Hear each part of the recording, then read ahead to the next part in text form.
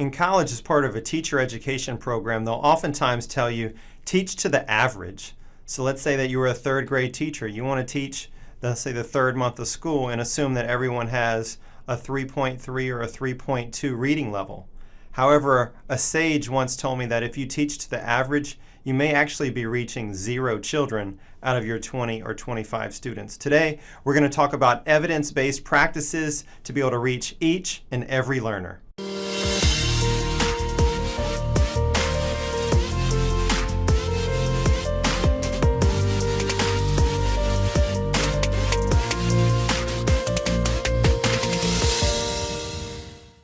We're going to look into a number of different strategies that you can use in your classroom no matter what content area you teach or grade level.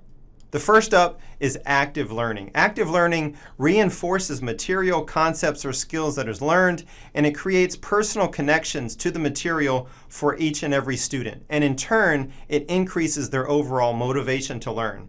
It allows students to practice these important skills such as collaboration, engaging in think, pair, share, and connecting with other students through games, review sessions, practice questions, and even engaging in concept mapping and using graphic organizers, which we know is important to aid visual memory. How do you engage in active learning strategies within your classroom space? In addition to active learning, you want to be able to adapt to your students' needs, and through adaptive expertise, you can do that.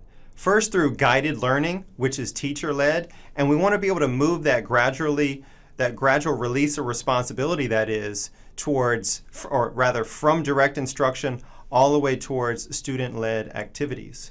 Action learning involves teachers and learners in the process, and experiential learning really positions them to be at the forefront of their own learning and the outcomes they achieve. This should be heavily guided by their interests, attitudes, motivations, and ways to engage with the content across multimodal spaces.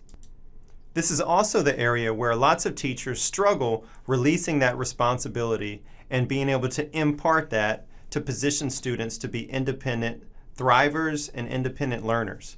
Again, our objective is not just to teach chemistry, it's to create people who are interested in learning more about science. It's be able to apply those skills beyond the confines of the classroom and not just to be able to pass a test or to be able to utter or regurgitate content information. Third, we have to think about flexible grouping opportunities in our classroom. Again, if you're just lecturing to students, they're going to drown that out immediately. So you want to be able to change or keep open opportunities for people to engage, not just with the same peers each and every time, but with a variety of different folks. Some guiding questions you want to use are, what's the purpose of this grouping? Meaning, what learning experience has prompted the decision to engage in group learning? Sometimes individual learning is best, sometimes small groups, sometimes larger groups is appropriate, as per the Socratic method, for instance. The duration, how long should the grouping last? It doesn't necessarily mean it's for the entire course of that 50 minutes or that block hour and a half time period. Other student characteristics that you want to think about are their readiness and their skill level, their experience and even background knowledge on that topic, their ability to be able to thrive within certain compositional aspects, whether it be same-sex, multi-sex, whether it be across differing reading levels and different proficiency levels thereof. Also, the configuration and size, as we said, small, 2, 3, 4, 5 people. What's the ideal number for that group? And then how will the groups be formed? Will it be teacher directed? Will it be student choice? And so on. And finally, teacher clarity. I can't stress this enough, that clarity in organization, explanation, examples, and assessment and learning outcomes is paramount to achievement. The clarity of the organization means that the lessons can be easily followed, that they're in a sequence that makes sense, that things are clearly articulated with directions on the board that are echoed through voice. Clarity of explanations when questions come up, that teachers can address those succinctly across multimodal formats again.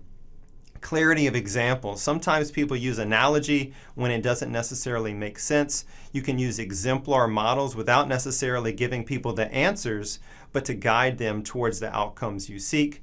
And then the clarity of the assessments. Students should always receive rubrics ahead of time so that they know how to achieve an optimal grade or performance outcome. These are all the things that you should consider to be able to reach each and every learner across any content area or grade level through the differentiation of strategies geared towards enriching every student's academic achievement and acceleration. Thank you for watching this episode of Education for Today featuring Evan Ortlieb. If you've enjoyed the content, please feel free to subscribe to the channel or watch additional videos all related to hot topics in education.